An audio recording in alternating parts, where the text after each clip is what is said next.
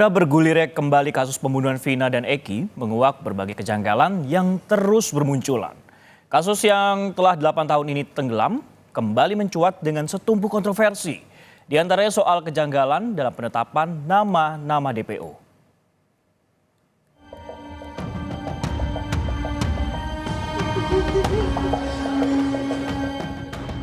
Sampai di Polresta, saya langsung dipukulin, suruh mengakui apa yang bukan saya lakukan. Kejanggalan dalam penyelidikan kasus kematian Vina dan Eki mulai terkuak satu persatu. Salah satu kejanggalan yang baru-baru ini mencuat adalah pengakuan dari salah satu terpidana bernama Rivaldi Aditya Wardana alias Ucil. Kuasa hukum Rivaldi, Cindy Sembiring, menyebut pada tahun 2016, kasus kematian Vina dan Eki awalnya melibatkan 4 DPO, yakni Peggy alias Perong, Andika, Andi, dan Dani. Namun menurut Cindy, salah satu DPO atas nama Andika tiba-tiba diganti oleh Rivaldi yang kemudian ditangkap sampai hari ini. Yang menyebut Rivaldi sebagai Andika adalah ayah dari Eki, yakni Ibtu Rudiana yang saat itu turun langsung menangani kasus pembunuhan anaknya. Dalam penjelasan BAP-nya Pak Rudiana itu ada 4 DPO. Pertama ada Andika, Andi, Dani, dan Peggy yang saat ini sudah tertangkap. Ya. Nah itu semuanya tapi tinggalnya. Itu yang itu ya kita nggak tahu ya. Ya kita nggak tahu sama sekali seperti apa wajahnya, bentuknya seperti apa kami tidak tahu. Tapi di dalam BAP-nya Pak Rudiana tertulis mereka itu semuanya tinggal di Banjarwangunan, ya, bukan yang saat ini Peggy itu yang tertangkap di Desa Talun.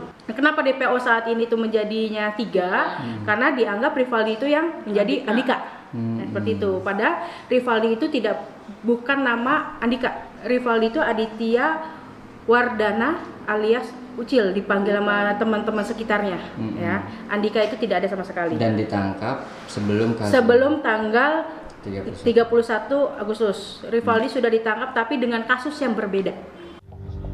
Sebelumnya, terpidana kasus ini, Saka Tatal, juga menyebut dirinya korban salah tangkap. Dia bahkan bilang disiksa polisi agar mengaku sebagai pembunuh Vina. Pas baru nyampe, mau nganterin motor udah ada polisi. Saya datengin, saya kan ke situ niat cuma nganterin motor. Malah saya ikut ditangkap juga tanpa sebab apapun. Nggak ada penjelasan apapun. Langsung dibawa. Nyampe di Polresta, saya langsung dipukulin, suruh mengakui apa yang bukan saya lakukan. Saya dipukulin, dijejekin, disiksa segala macam sampai disetrum. Terus akhirnya Mas Saka ngaku. Siapa yang ngetrumnya, yang mukulinnya siapa? Yang mukulin, yang nyetrum itu anggota polisi semua. Tapi kita nggak tahu namanya. Namanya saya nggak tahu. Terus akhirnya ngaku Mas Saka. Akhirnya aku juga. Kenapa ngaku? Apa nggak kuat? Apa gimana? Akhirnya aku juga itu karena terpaksa. Nah terpaksa udah nggak kuat gitu. Udah nggak kuat lagi.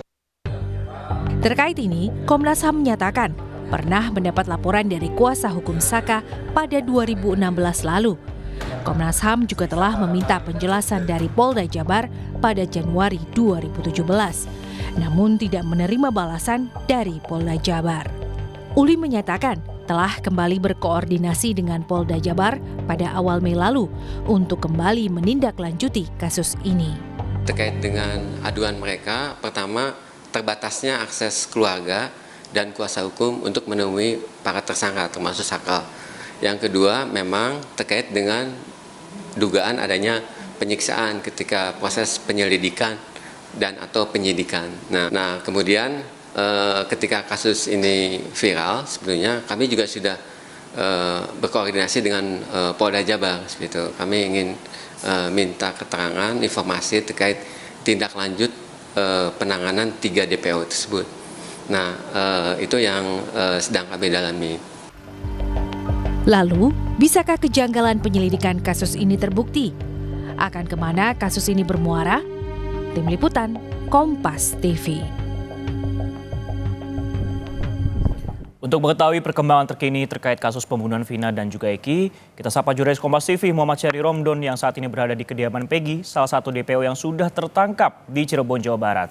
Syahri, selamat siang. Orang tua Peggy ini kan menyebut saat kejadian Peggy ini berada di Bandung bersama ayah dan juga pamannya. Namun di sisi lain ada saksi mata yang melihat Peggy berada di lokasi kejadian. Lantas sebenarnya bagaimana kemudian cerita versi orang tua Peggy terkait dengan hal ini, Syahri?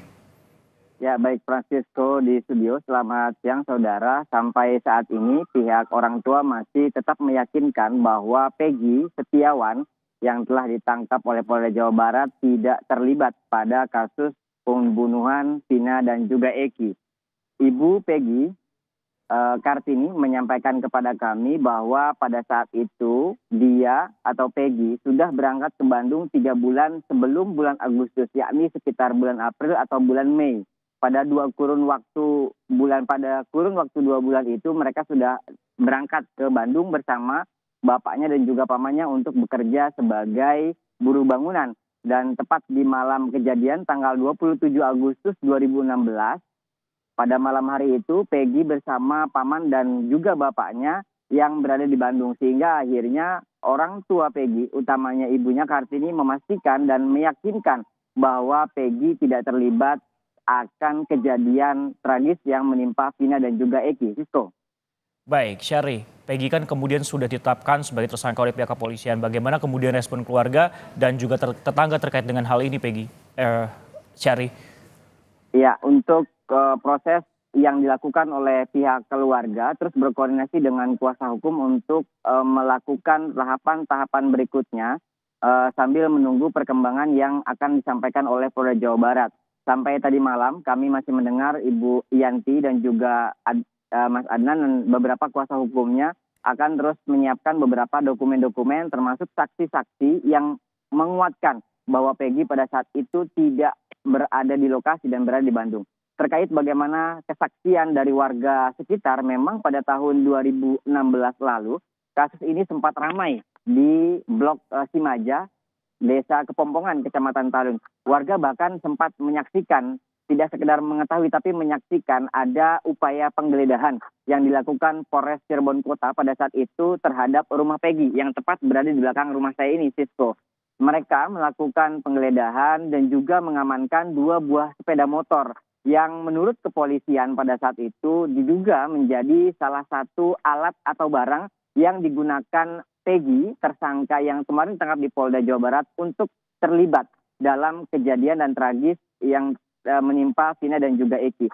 Sampai saat ini kami masih terus mengikuti perkembangan yang terkini untuk penanganan. Kami juga berupaya untuk mengonfirmasi kepada kepolisian Polres Cirebon Kota bagaimana proses pengejaran terhadap 2 orang DPO dan juga bagaimana perkembangan berikutnya pemeriksaan terhadap Peggy dan juga 7 orang terpidana yang informasinya sejak Senin lalu sudah dibawa oleh Polda Jawa Barat dari Lapas Kesambi Kota Cirebon ke 3 lapas di Bandung.